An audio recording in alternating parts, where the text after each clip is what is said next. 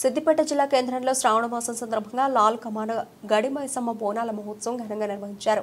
ఉత్సవాల్లో మాజీ మంత్రి సిద్దిపేట ఎమ్మెల్యే హరీష్ రావు పాల్గొన్నారు.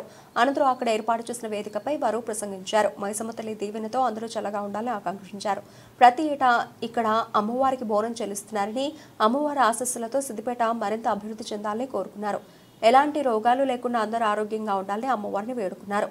శ్రావణ మాసంలో ఈ బోనాలు మన గడి మైసమ్మకు ఎంతో భక్తి శ్రద్ధలతో బోనాన్ని సమర్పిస్తున్న మా అక్కా చెల్లెలందరికీ ఆ తల్లి మైసమ్మ తల్లి మీ అందరినీ ఆశీర్వదించాలి. మీరందరూ చల్లగా ఉండాలి, మన సిద్దిపేట బాగుండాలని మన గడి మైసమ్మ తల్లిని నేను మనసారా ప్రార్థిస్తూ ఉన్నాను. ముఖ్యంగా బోనం అంటే అమ్మవారికి బాగా ఇష్టం. అమ్మవారికి బోనం సమర్పించడం అంటే ఆ అమ్మవారి ఆశీస్సులు మనం పొందడమే. ప్రతి ఏటా కూడా సిద్దిపేటలో చాలా ఘనంగా ఇక్కడ బోనాలు నిర్వహిస్తూ ఉన్నారు. సో మా అక్కా చెల్లెలందరికీ శుభాకాంక్షలు చెప్పాలి. మేము కూడా అమ్మవారి దీవెన తీసుకోవాలని చెప్పి మీ దగ్గరికి రావడం జరిగింది. మరి ఈరోజు మన సిద్దిపేటలో ఇంత చక్కగా ఈ కార్యక్రమాన్ని నిర్వహించారు. జనరల్గా బోనాలంటే హైదరాబాద్కే పరిమితం ఉంది, కానీ బోనాలు అమ్మవారికి ఇష్టం.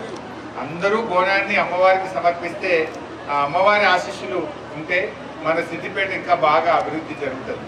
సిద్దిపేట ప్రజలకు మంచి జరుగుతుంది. ఇక్కడ సిద్దిపేటలో వరదలు కానీ, కరువు కాటకాలు కానీ, జ్వరాలు కానీ, రోగాలు కానీ, అంటు రోగాలు కానీ, మలేరియా, డెంగ్యూ లాంటి వ్యాధులు కానీ, కరోనా లాంటివి మన సిద్దిపేట దిక్కు చూడకుండా, సిద్దిపేట దిక్కు రాకుండా, సిద్దిపేట ప్రజలు చల్లగా ఉండేటట్టు ఆ అమ్మవారి ఆశీస్సులు ఉండాలని అమ్మవారిని నేను మనసారా ప్రార్థిస్తూ, మరొకసారి శ్రావణ మాసం పూట మా అక్కా చెల్లెలందరినీ కలుసుకునే అదృష్టం దొరికింది. శ్రావణ మాసం అంటే చాలా పవిత్రమైన మాసంగా ఉంటారు. అందరూ శ్రావణ మాసంలో ఒక్క పొద్దులు ఉంటుంటారు. చాలా మంది శ్రావణ మాసంలో భక్తి శ్రద్ధలతో అమ్మవారిని ప్రార్థిస్తూ ఉంటారు. మీకు ఈ మంచి రోజుల్లో మీ అందరినీ కలవడం, ఈ బోనాల కార్యక్రమంలో పాల్గొనడం నేను నా అదృష్టంగా భావిస్తూ మీ అందరికీ శుభాకాంక్షలు.